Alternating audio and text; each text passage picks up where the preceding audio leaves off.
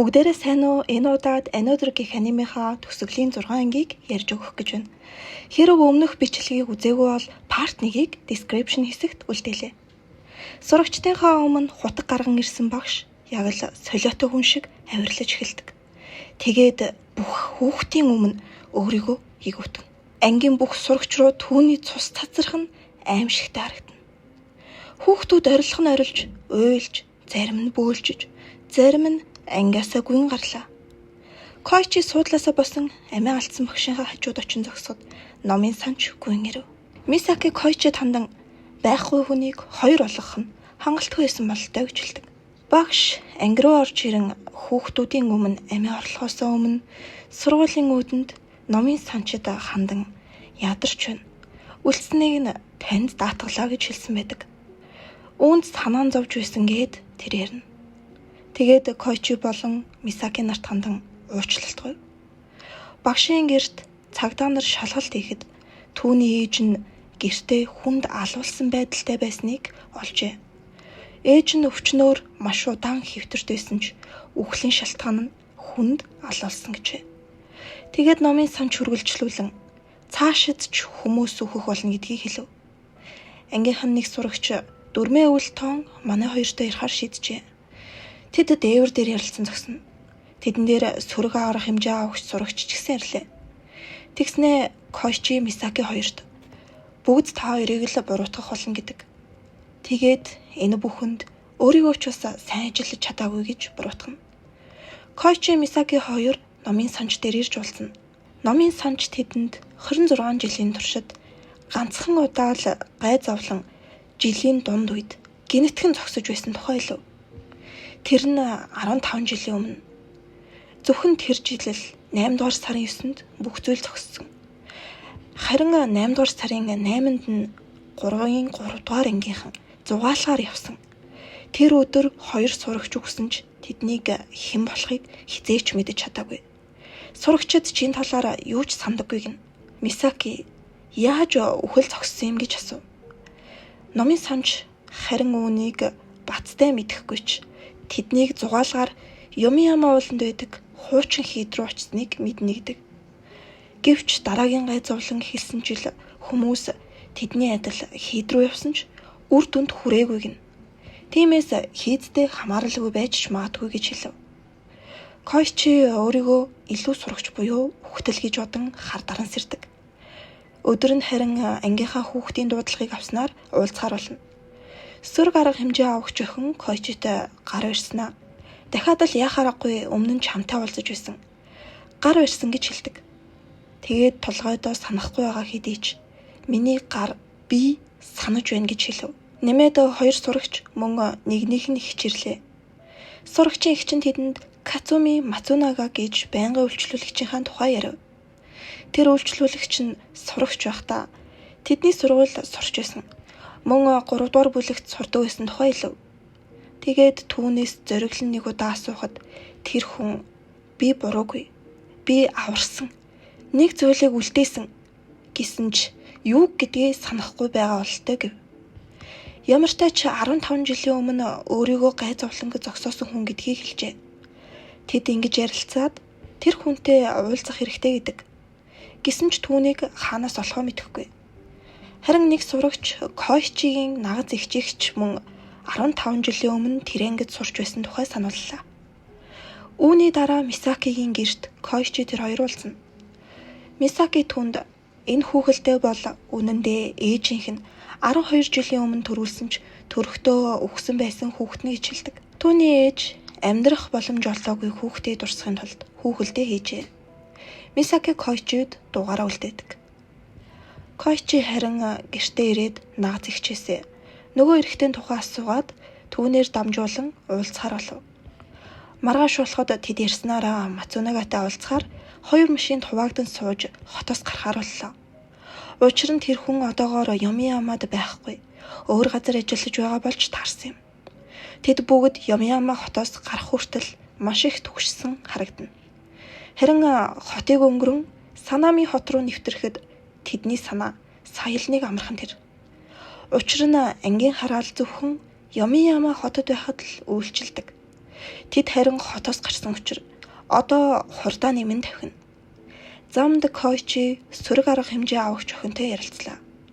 Түүнээс хэн сөрөг арга хэмжээ авахчийг сонгодгийг асуув. Түүнийг багш нь сонгосон гин. Мөн хинч сөрөг арга хэмжээ авахч болохыг хүсдэггүй хэллээ. Учир нь тэр хүн ангийн бүх сурагчийн амь насыг хариуцах хэрэгтэй болно. Гэхдээ Акасава бол өөрөө сөрөг арга хэмжээ авахч болохыг хүсжээ. Бусад хүмүүс гай зовлонд төдийлөн итгэдэггүй ч энэ охин үүнд бүрэн итгэдэг. Ингээд тэд зорьсон газараа ирэхэд Мацунага гэрээсээ гараад явсан байдаг. Тэд далайтай ойр ирсэн байгаа тул түүнийг буцаж ирэх хүртэл байгаа цагаа ашиглан хөгжилтгөр болно. Тэд урдаас ийм зүйлийг таамаглаж байсан тул бүгд бэлтгэлтэй иржээ. Тэд далайн ирэхэд Койчи Мисакиг олж харна. Мисаки ч бас гэр бүлтэйгээ зуны байшиндаа ирсэн нь эндвэж тарав. Мисаки ч бас тэдэндээ нэгдэн хүүхдүүд өөрсдөө далайгаас наймаалж загас цэрэгийг барьж хоол хийж иддэг. Хоолны дараа элсэн дээр гар бөмбөг тоглож байх үед нь тэдний уулзгаар ирсэн хүн өөрөө хүрээд ирлээ. Койчигийн нагц эгч 14 жилийн дараа ангийнхаа хүүхэдтэй уулзж байгаа нь. Түүнээс 15 жилийн өмнөх зугаалгаар юу болсныг санаж байгаа эсхийг асуухад нэг хүн ууланд хүсэн тухай санаж байгаа ч хэн гэдгийг санахгүй байгаа гэдэг. Тэгээд хэлэх хэрэгтэй гэсэн маш хүчтэй бодол төрдөгч түүнийг санаж чаддгүй гин. Генетикийн сургуульд ямар нэгэн зүйл авч очсноо саналаа.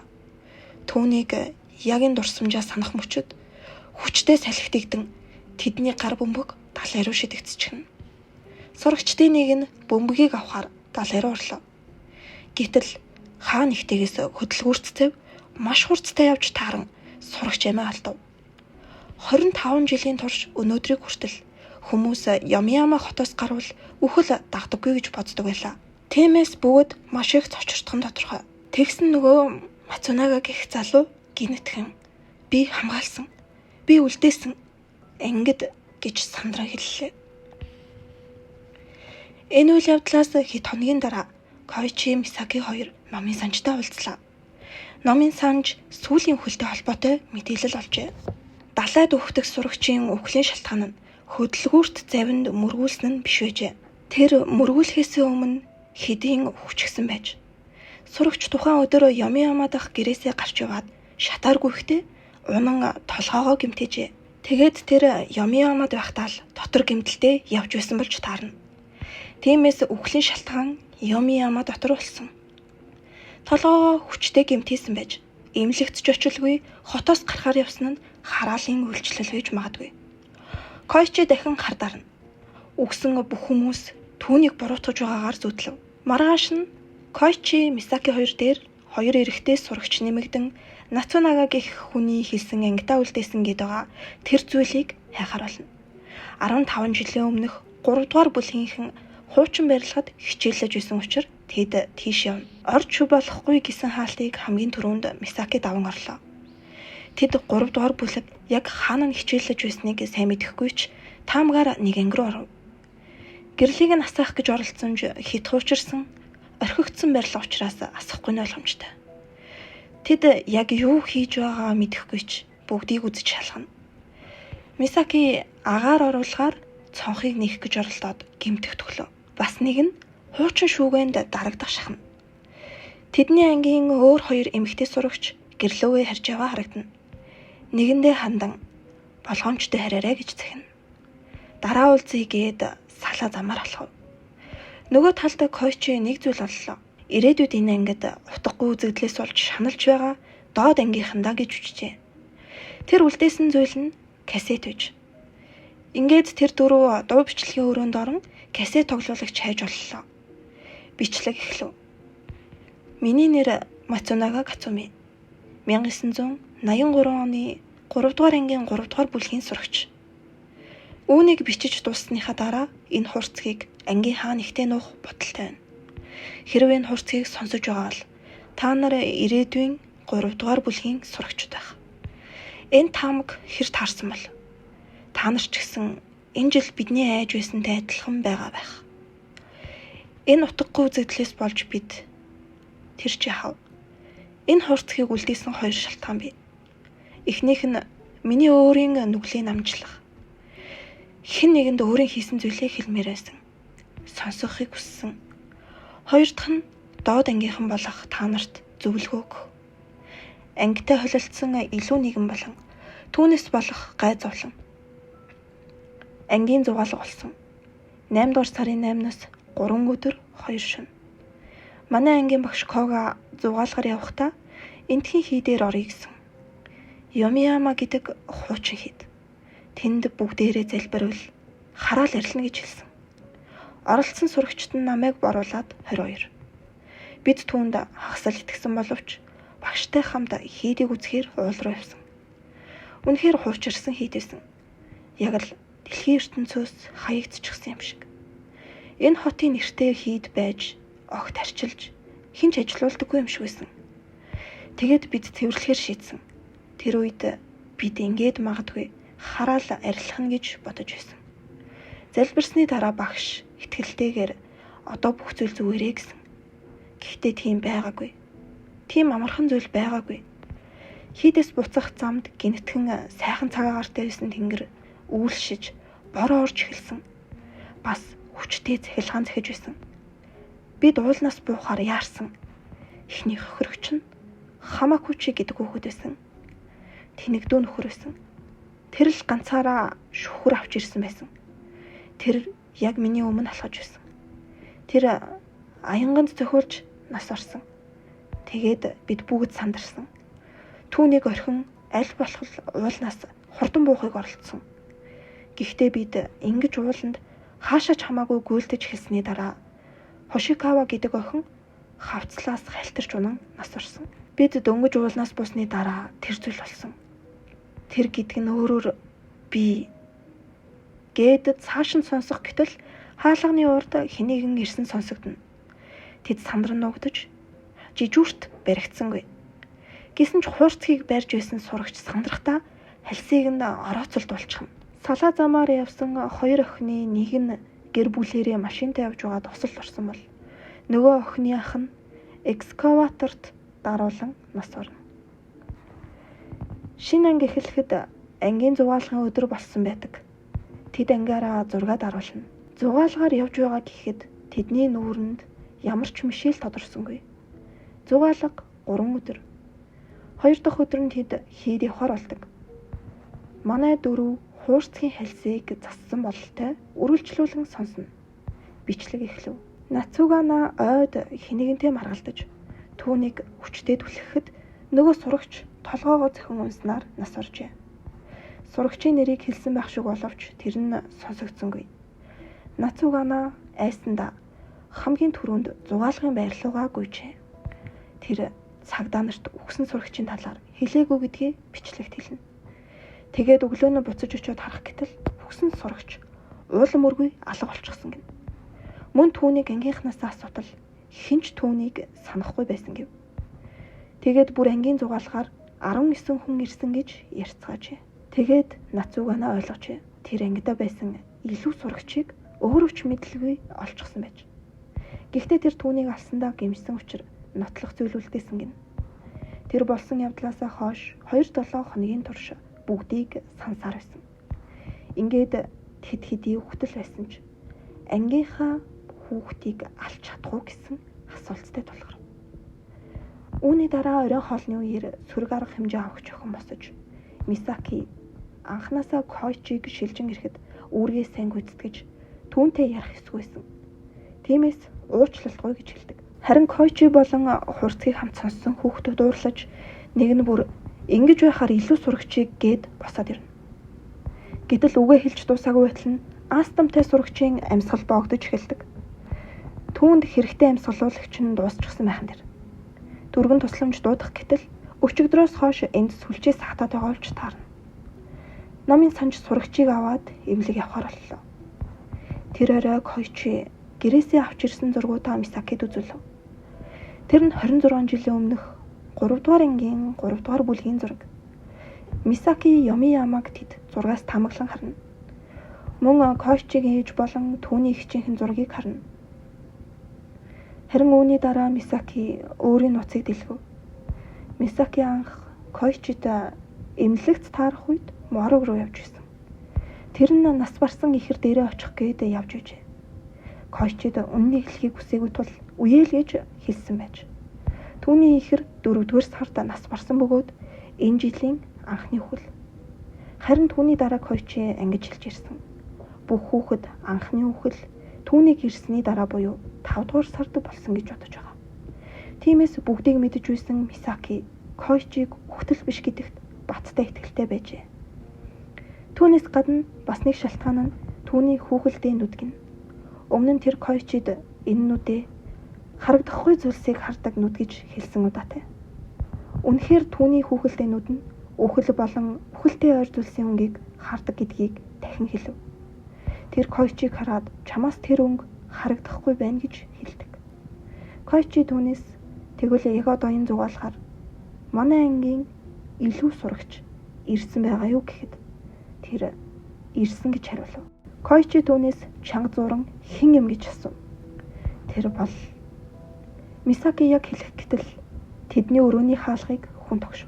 Хуурцаг хамт сонссон сурагч ангийнхаа нэг хүүхдийг алчсан бололтой сандран ярина. Тэгээд манай хоёроос тэр сурагчийг санаж байна уу гэж асуув. Мэдээж тэд санаж байдаг. Тэр аимшигтай зүйл хийчихсэн тодорхой мэт. Тэр газар сөхрөн суугаад би түүнийг эргэлзээгүй илүү сурагч гэж бодсон гэж хэллээ. Касамиг илүү нэг гэж бодсон шалтгаан нь түүнийг шалгаж үзтэл тэр бага насны дурсамж бага ангид болсон явдлаа санахгүй байсан гин.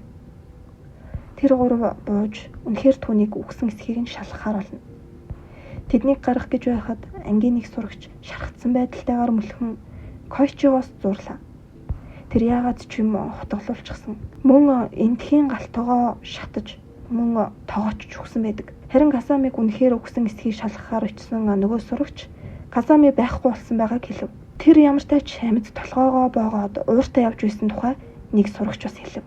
Тэгээд мөн түүнд хуурцгийн талаар хэлчихсэн гэдэг. Тэгсэн хуурцаг тоглуулагч бас алга болчихов. Байдал маш замбаагүй болж эхэлнэ. Манай хэд хүүхдүүдийг барилгаас хурдан гар гэж хэлэхээр яарвчлан хөдөллөө. Хоёр нь багшийнхаа өрөөрөө очин шалгатал алуурчин тодорхой болов. Энд хэн өөр нэг тоогооч байжээ. Түүнээс гадна бас нэг эмэгтэй сурагч галзуурсан мэд бусад руугаа дайрч байснаа явчихна. Тэгсэн тэр охин чанга эргчээр бүх сурагчдад хуурцгийг сонсуулахаар явсан байдаг. Хуурцгийг тоглуулж дусмагцаа. Бүх сурагчдад хандан илүү сурагч бол Мисаки Мэй гэж. Тэр баг сургуульдаа зүүн нүдэндээ хаалт зүүдэггүй Мисакитай нэг сургуульд сурч байсан. Гэтэл одоогийн Мисаки Мэй 4 настайдаа зүүнүүдээ алдсан гэж ярьдаг. Тиймээс түүнийг илүү сурагч гэж боджээ. Тэгээд чанга эргчээр Мисакиг ал гэж бүгдэнд нь хэлв. Үүнийг сонссон сурагчид Мисаки руу дайрч эхэлнэ. Ангийн багш харин болцгоо гэж ташааллаа. Гэсэн ч түүний үгийг хинч сонссонгүй. Багш Мисакигийн урдуур орон хамгаалж өөрөө зохиолно. Тэд хүүхдүүдээс зүхтэн өрөөндөө орж ирэв. Тэгээд цонхоор дамжин гарах гэж оролдоно. Мисакиг арлах гэж оролдсон нэг охин өөрөө унаад өвчгдөг. Өмнө нь гал гарсан байснаар барилгад дэлбэрэлт болно. Хуурцгийг чанга эргчээр тоглуулсан алзуурсан охин гинэт гарч ирэн Койчиг шархтууллаа. Тэгснээ бүр Койчигийн толгой дээр гიშгэлнэ. Дараа нь Мисаки руу дайрч байгаад өөрөө олсонд орогдоод өвчглээ. Гэтэл үүний дараа сөрөг арга хэмжээ авахч охин ирээд Мисакиг түүнийг алчихсан гэд бодчихно. Мисаки дээш гүйн яваад өглөө. Өөр нэг талд номын санч буцаж ирэн зарим хүүхдүүдийг аварлаа. Барилга дотор 2 давхраас түлхүүлэн унсан сурагч бусдыг алж байдаг. Койчиг алхаар дайрч байхад нь сөрөг арга хэмжээ авахч ирэн туслана. Барилга бүрэн шатаж буйн харагдана. Мисакиг алхахыг оролдож байсан сөрөг арга хэмжээ авахч өөрөө хагархай шилнүүдэд зоогд насрав. Тэр Койчтой яах аргагүй таарч байсан гэдэг нь үнэн байдаг. Хараалаас болж тэдний дурсамж өөрчлөгдөжээ. Тэр өмнө нь бүдэрч унахад түүнийг татан босгохоор Койчи гараа сунган өгсөн. Койчи түүнээс ямар нэг зүйл болоо юу гэхэд тэр татны хүн нь нас урсан гэж хэлдэг. Койчич бас надтай адил юм байна гэж хэлнэ. Тэгэхээр энд шилжин ирэхээс өмнө дотныхийн нэг нь насарснаар тэр Юмми амаад иржээ. Энэ бүхэн жил хагасын өмнө болсон. Аав нэг удаа Койчитэй утсаар ярихдаа хагас жил болоод хэр байгааг нь асуусан удаатай. Гэсэн ч Койчи тухайн үед би сарл олж байгаа шүү дээ гэд өнгөрөөсөн юм. Койчигийн нагц ихч тэдний ангийн туслах багш хоёр нэг хүн байжээ. Зүсээ өөрчилсөн үедээ танихгүй мэт царайлахыг дүүдээ згсэн байна. Мөн тэр ангийн илүү нэг байжээ. Энэ жилийн илүү нэг нь сурагч бус багш байж. Бас энэ нь Койчигийн арай эртэнд ирсэн шалтгаан. Энэ жил ангийн ширээ сандлын тоо таарч байсныг Мисаки хэлв. Харин ширээ дутаж байсан нь багш нарын өрөө байжээ. Ингээд Мисаки багшийг алах гэсэн ч Койчи үүнийг өөрөө хийхийг хүсдэг. Дотроо хэрв буруу бодсон бол гэж хэд хэдэн удаа эргэлзэнэ. Эцэст нь тэр үүнийг хийнэ. Маргааш болоход Койчи Мисаки хоёроос бус нь багшийг санахгүй байлаа. Харин 10 хохирогч бүртгэгдсэн гэж тэмдэглэн үлдээв. Ингэж энэ жилийн гай зовлон дууссан нь тодорхойллоо. За энэ хүрээд аниме маань дуусаж байна. Энэ хүртэл бичлэгийг сонссон та нартай маш их баярлалаа. Хэрэв бичлэг таалагдвал лайк болон сабад орж манай сувгийг дэмжээрэй.